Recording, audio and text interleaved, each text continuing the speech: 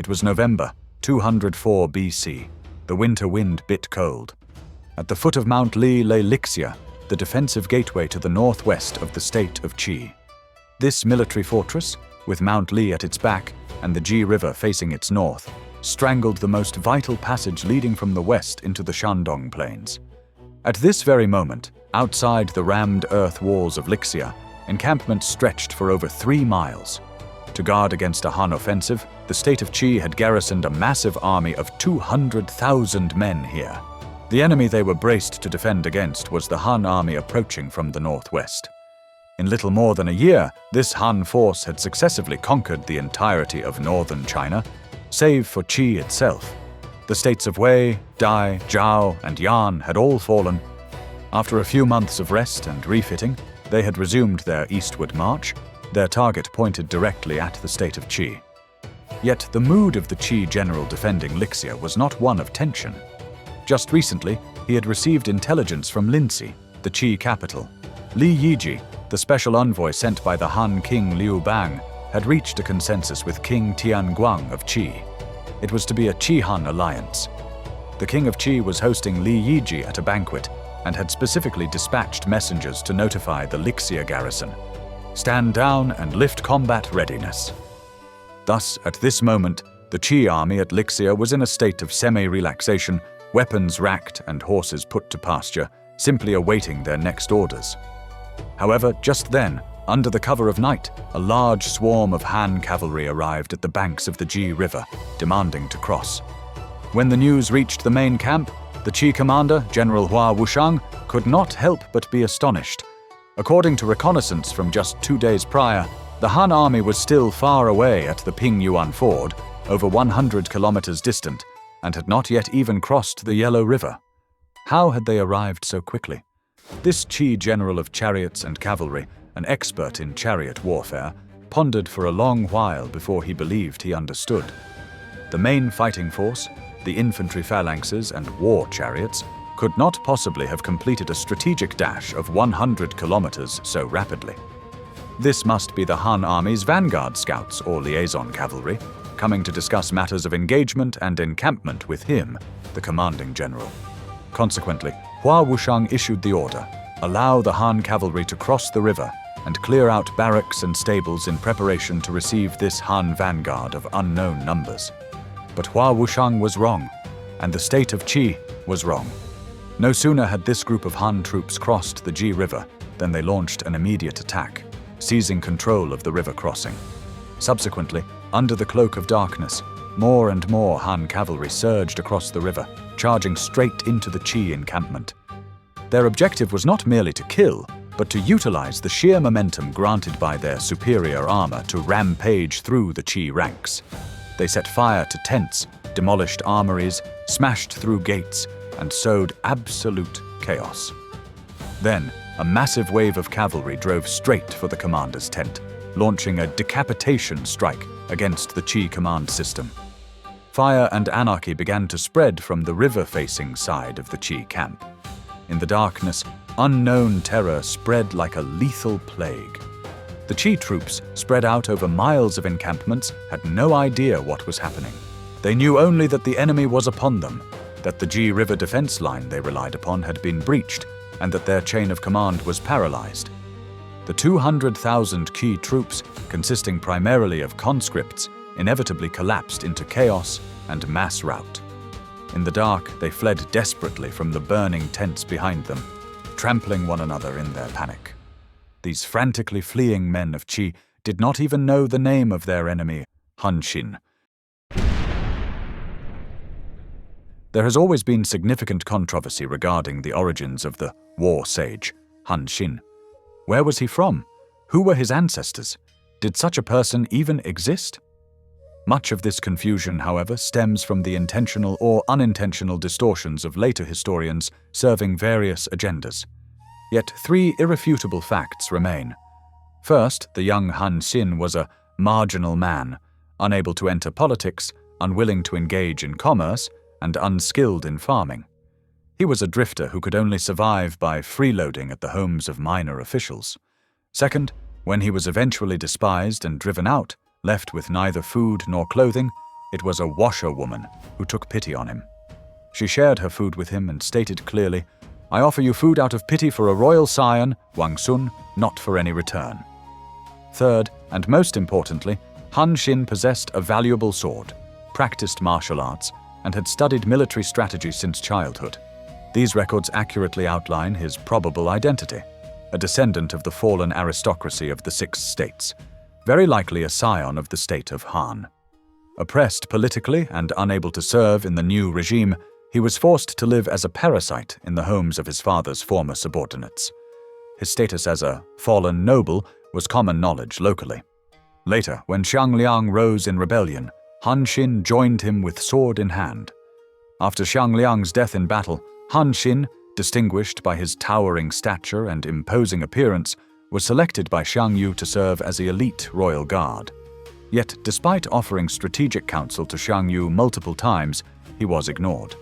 Consequently, during the chaotic division of territories at Lixia, Han Xin defected to Liu Bang's camp. After defecting to the Han camp, Han Xin remained unknown for a long time. He was even nearly executed due to collective punishment when his associates broke the law. Fortunately, Xiahou Ying, yes, Liu Bang's personal driver, the legendary god of chariots, was passing by. Astonished by Han Xin's appearance and eloquence, he saved him from the executioner's blade and recommended him for the position of Duwei, an officer in charge of military grain. Yet Liu Bang still saw nothing special in him. Later, due to the operational requirements of grain transport, Han Xin inevitably crossed paths with Xiao He, the man in charge of the entire Han army's logistics and administration. Xiao He was impressed. He undoubtedly recommended Han Xin to Liu Bang multiple times, but the result was always, "But he will not use me." Han Xin thought, "The king's personal driver and the king's chief administrator have both recommended me multiple times, yet Liu Bang still refuses to give me a heavy command. Is there any future for me in the Han camp?" Thus, Han Xin chose to leave. And thus the moonlight chase occurred. The rest of the story is one that every Chinese person knows by heart. Liu Bang blamed Xiao He for chasing a nameless grain officer while ignoring the dozen generals who had fled. Xiao He argued passionately for Han Xin's capabilities, insisting that only the position of Generalissimo, Grand General, was worthy of his talents. Consequently, Liu Bang set up a ceremonial altar and, defying all expectations, appointed Han Xin as the Grand General of the Han. Hello everyone, I am ZYQ. Welcome back to China Puzzle. The famous tale of Xiao He chasing Han Xin under the moonlight is, in all probability, merely a romanticized literary trope. The more logical historical progression was likely this. Under the recommendation of Xiahou Ying and Xiao He, Liu Bang did recognize Han Xin's military genius, just as he instantly understood Zhang Liang's visionary strategies upon their first meeting. Only then did he proceed with the ceremonial appointment. Han Xin was not a genius forced upon Liu Bang by fate. He was a prodigy whom Liu Bang personally identified and entrusted with the ultimate command. Liu Bang entered Guanzhong in May of 206 BC. By July, Han Xin was appointed Generalissimo, and by September, the Han army had already executed the secret march to Xingyang and returned to the Guanzhong. However, detailed records of Han Xin's specific actions as Generalissimo are scarce. Only 4 facts remain indisputable. 1. This was an all-out effort by the Han army. Almost every major Han general participated, including Lu Wan, Zhou Bo, Cao Can, Fan Kuai, Xiahou Ying, Li Shang, and Ji Cheng. 2. Zhang Han, the king of Yong occupying Guanzhong, had anticipated or detected the Han movement and fortified positions north of the Qinling Mountains. It was a Han officer, Zhao Yan, who proposed taking the westernmost old Qinling road to flank Zhang Han at Xingyang. Han Xin endorsed this plan and convinced Liu Bang to adopt it. 3. Although the surprise attack on Xingyang caught Zhang Han off guard, Zhang Han, representing the final glory of the Qin military tradition, proved incredibly resilient. He fought a fighting retreat and even killed the Han general Ji Cheng at the Battle of Haozi. 4. Outnumbered, Zhang Han retreated to the fortified city of Feiqiu. The Han army besieged it but could not breach it, nor could Zhang Han break out. Consequently, the Han army left a force to maintain the siege while spreading out to pacify the rest of Guanzhong. The kingdoms of Sai and Di were forced to surrender, effectively securing the three Qins. Due to the brevity of historical records, beyond his role in finalizing the Chenkang strategy, we cannot judge Han Xin's specific tactical impact here. If Liu Bang was the field commander, Han Xin likely had few chances to shine. If Han Xin was in command, the loss of General Ji Cheng was hardly a glowing endorsement. Regardless, in the following 6 months, from the recovery of the three Qins to the western expedition against Peng Cheng in May or June of 205 BC, Liu Bang conquered Hedong and Henan, yet Han Xin is virtually absent from these records. He appears only briefly when the King Chang of Han refused to surrender, and Han Xin was sent to defeat him. Then came the Battle of Peng Cheng. Liu Bang personally led a coalition of 560,000 troops to capture the Chu capital, Peng Cheng, only to be crushed by 30,000 of Xiang Yu's elites in a counterattack, sending him fleeing westward in disgrace. The records are clear. Han Xin was not present at the disaster of Peng Cheng. He gathered scattered troops and met with the king at Xingyang. During this retreat, 2 critical events occurred. First, at Xiayi, Liu Bang's most trusted strategist, Zhang Liang, explicitly stated that the only way to win the world was to offer shared rule as bait to attract 3 peerless heroes to fight Xiang Yu: the king of Zhujiang Yingbu, the bandit lord Peng Yue, and the Han Generalissimo, Han Xin. Second, as Chu pursuers closed in on Xingyang, Han Xin took command of the newly formed Langzhong cavalry, royal household cavalry. He defeated the Chu forces between Jing and Suo, preventing them from advancing further west. The Battle of Jing and Suo was likely one of the most critical turning points in Han Xin's military career. It marked his transformation from a staff officer and subordinate general into a truly independent commander-in-chief. Regrettably, historical records are frustratingly sparse regarding this pivotal battle. We can barely reconstruct the combat process. Fortunately, we know that a newly formed unit and a newly debuted young commander shone brightly under Han Xin's command during this battle, a unit that would play a crucial role in Han Xin's future conquests, the Langzhong cavalry and their commander, Guan Ying. In June of 205 BC, following the catastrophic defeat of the Han army at the Battle of Peng Cheng, the geopolitical landscape of the realm shifted drastically. The feudal lords who had previously allied with the Han to attack Chu now rebelled or declared independence one after another. Liu Bang had no other choice but to defend Xingyang to the death. This was the last and most critical fortress in the east. In August, King Bao of Wei found a pretext to leave the Han camp. The moment he crossed back over the Yellow River, he immediately declared his rebellion against the Han. Liu Bang dispatched Li Yiji to persuade him earnestly, but his diplomatic efforts were in vain. Because the state of Wei, separated only by the Yellow River, posed a direct threat to both the Xingyang front line and the Guanzhong heartland, its strategic position was simply too dangerous to ignore.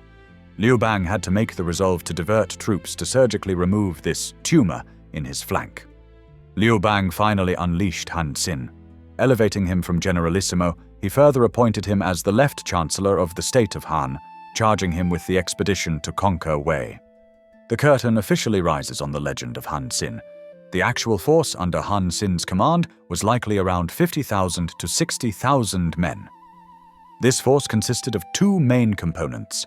The infantry corps was likely composed of Guanzhong soldiers, led personally by Liu Bang's fellow townsman and veteran fierce general Cao Can.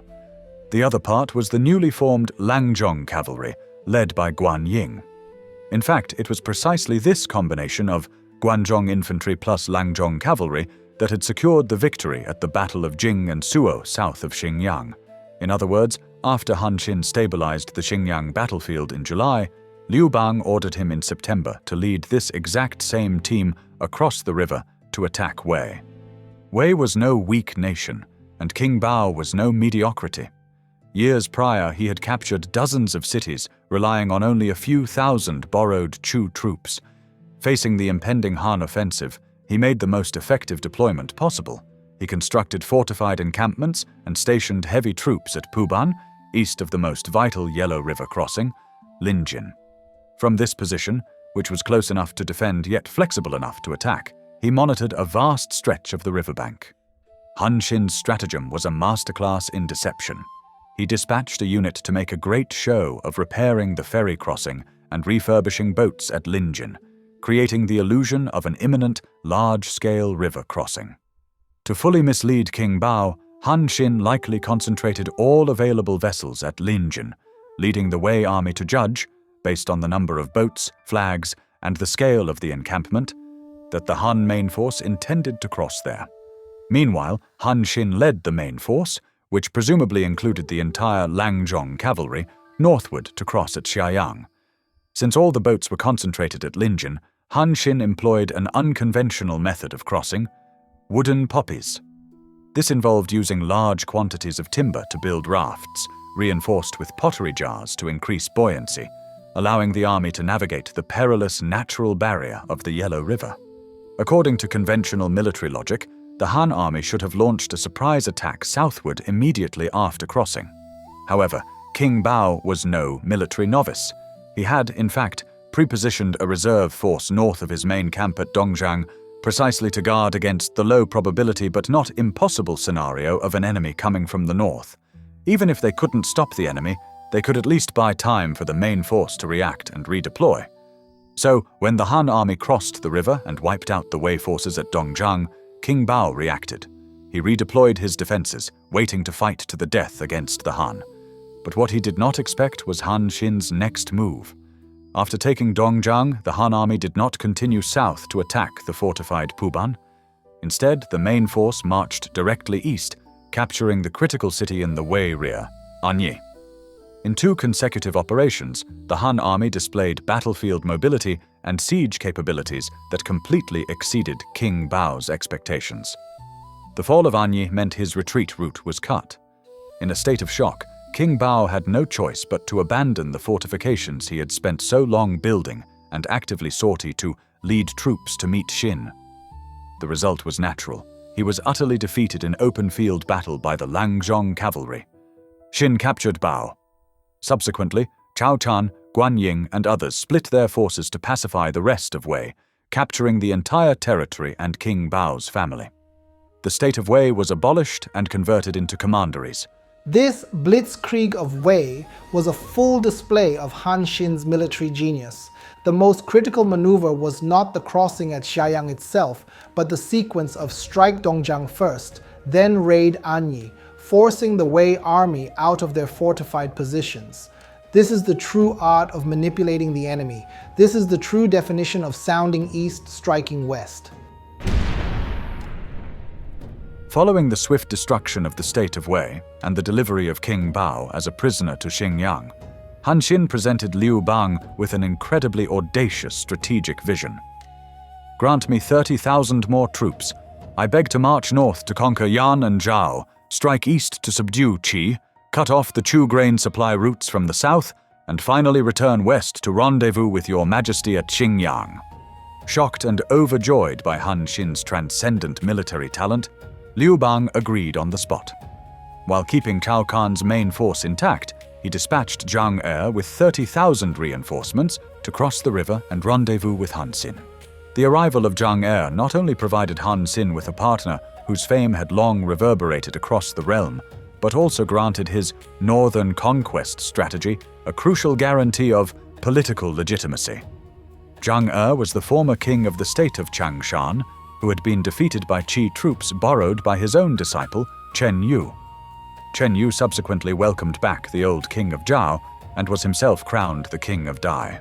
However, before Zhang He's reinforcements could even arrive, Han Xin had already launched an immediate assault on the state of Dai. At this time, the king of Dai, Chen Yu, remained in Zhao, commanding the Zhao army in his capacity as the Grand Tutor of Zhao. The man left to defend the Dai lands was the Prime Minister of Dai. The state of Dai was annihilated almost before it had time to struggle. History records this in a single, brief sentence. He crushed the Dai army and captured Xia Shuo at Ayu. But when Zhang He's troops finally arrived, Han Xin's heart sank.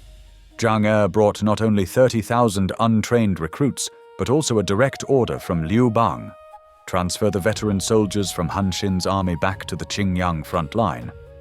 As Generalissimo, Han Xin had no excuse to disobey, nor the capital to resist. Cao Can and Guanzhong were both Liu Bang's loyal confidants. Consequently, Cao Can took a large number of veterans back to the Xingyang front. Although not explicitly recorded, Guanzhong likely took the majority of the Langzhong cavalry as well, as his subsequent records all place him on the Xingyang line, attacking Shang Yu's rear supply lines. Han Xin was left with only 2,000 light cavalry. Leading these 30,000 raw recruits and 2,000 light cavalry, Han Xin crossed the Taihang Mountains to attack Zhao via the ancient Jingxing Pass. Chen Yu lay in wait at the mouth of the pass with a massive army of 200,000 men. Facing an enemy that held absolute superiority in both numbers and experience, Han Xin deployed his troops with their backs to the river, the famous back to the river array. His logic was to place them in a ground of death so that they will fight to live. He used the primal desire for survival to drive these undisciplined conscripts to fight to the death. Simultaneously, he used feigned weakness and himself as bait to lure the enemy into arrogance, tricking them into abandoning their fortifications and turning out in full force.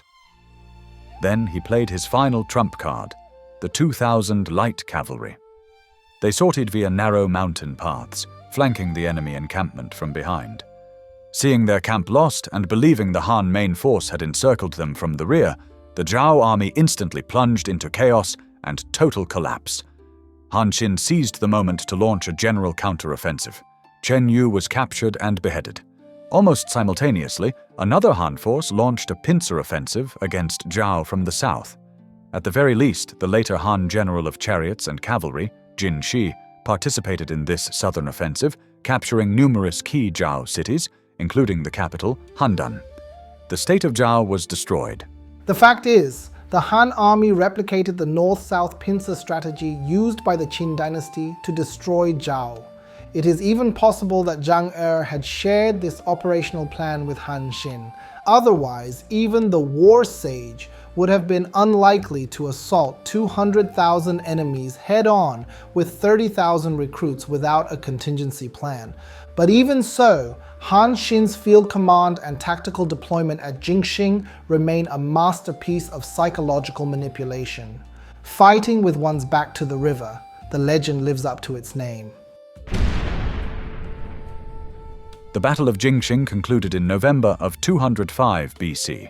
Following this victory, Han Xin and Zhang He likely spent several months in mopping up operations. It was not until early 204 BC that the state of Zhao was considered thoroughly pacified. In the interim, Han Xin and Zhang He must have incorporated a vast number of Zhao troops into their ranks. A large number of Zhao generals became Han Xin's subordinates. Combined with the surrendered generals and soldiers from the earlier Wei and Dai campaigns, the composition of Han Xin's forces had fundamentally changed. It was no longer a monochromatic Han army answering solely to King Liu Bang. Among the surrendered Zhao generals was Li Zuoche. He offered Han Xin a critical piece of advice.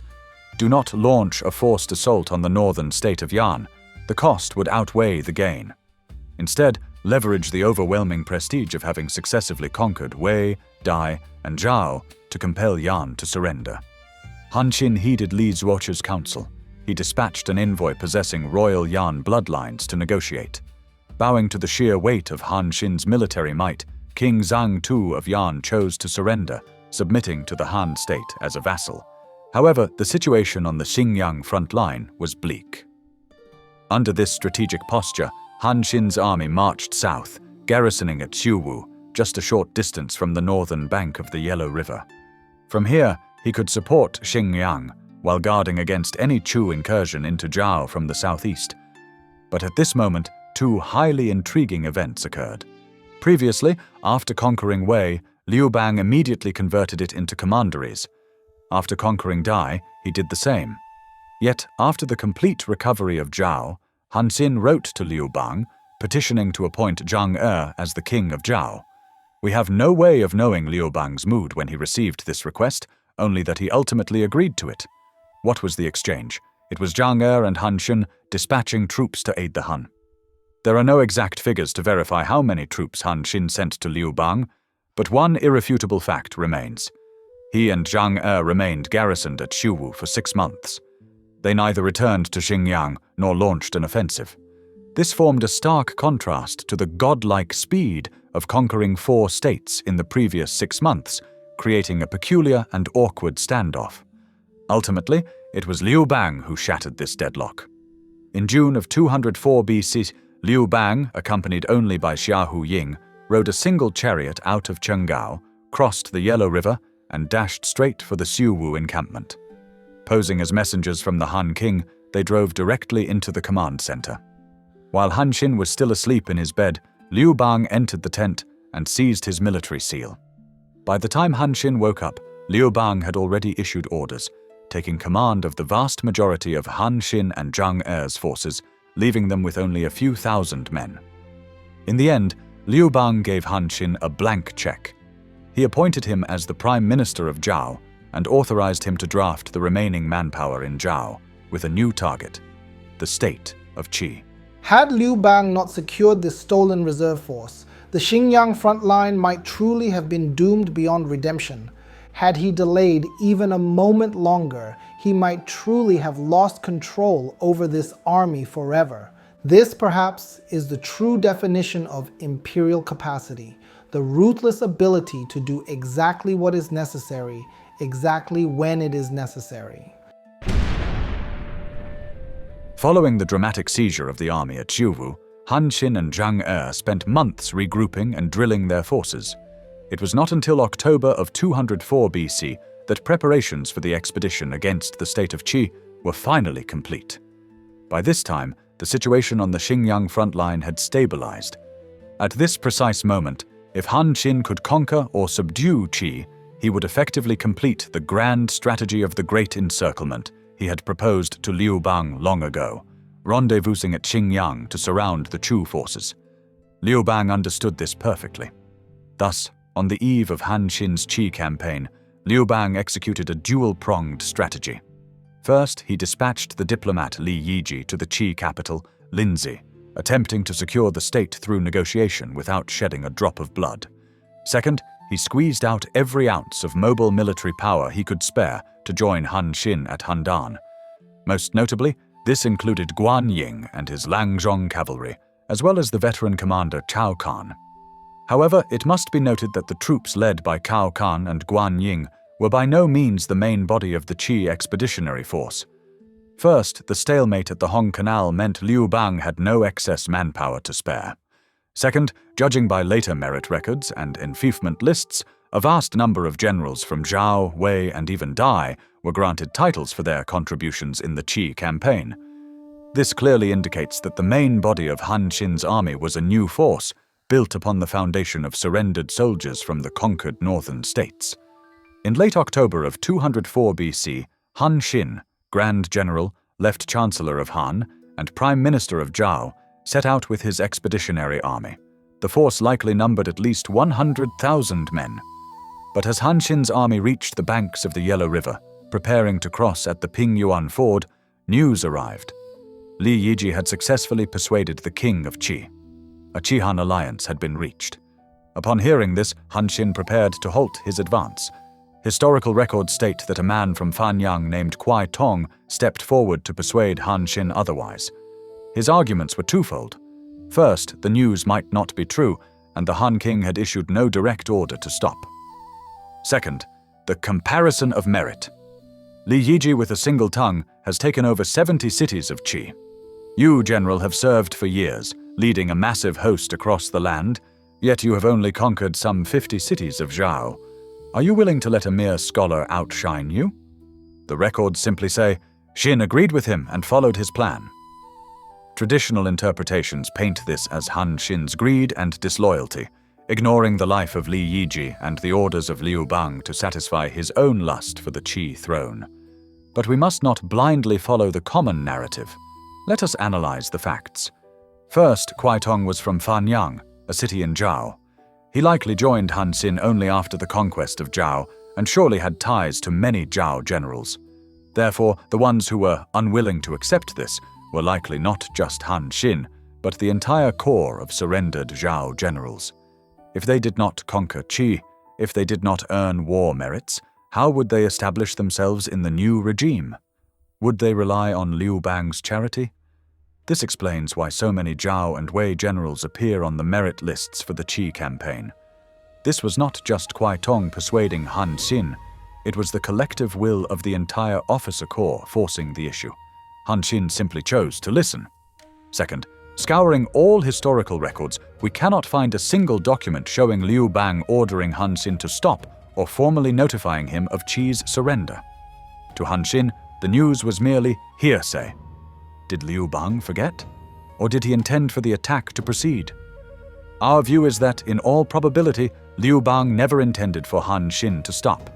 This was not a mistake, but a calculated tactic Liu Bang had used before. Lull the enemy with peace talks, then strike when they relax. Years prior, when Liu Bang marched on Xingyang, he sent an envoy to negotiate with the defenders of the heavily fortified Wu Pass. Once a consensus was reached and the defenders let their guard down, Liu Bang launched a surprise attack and captured the pass.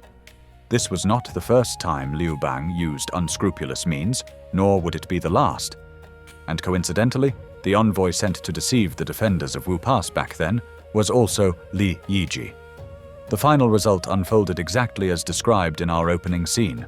Han Xin dispatched Guanzhong to utilize the superior mobility and shock power of the Langzhong cavalry to launch a surprise attack on the Qi encampment at Lixia.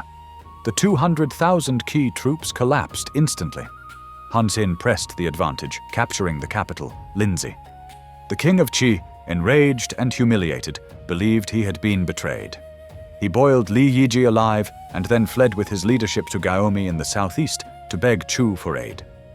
Xiang Yu, though unable to leave the front himself, dispatched his most trusted general, Long Ju, leading 200,000 Chu troops. They marched in grand formation to Gaomi, preparing to join forces with the Qi remnants for a decisive battle against Han Xin. The Battle of Lixia likely occurred in November 204 BC, deep in winter. Barely 20 days later, Han Xin would defeat the 200,000-strong coalition at the Battle of the Wei River near Gaomi, completely obliterating the state of Qi. At this point, only 16 months had passed since Han Xin led his army across the Yellow River. If we deduct the time spent retraining and reorganizing troops, Han Xin's actual campaign time to unify northern China was less than half a year. Undefeated, unstoppable. Before he set out, the Han cause was perilous. Now, half of China was in the palm of the Han army.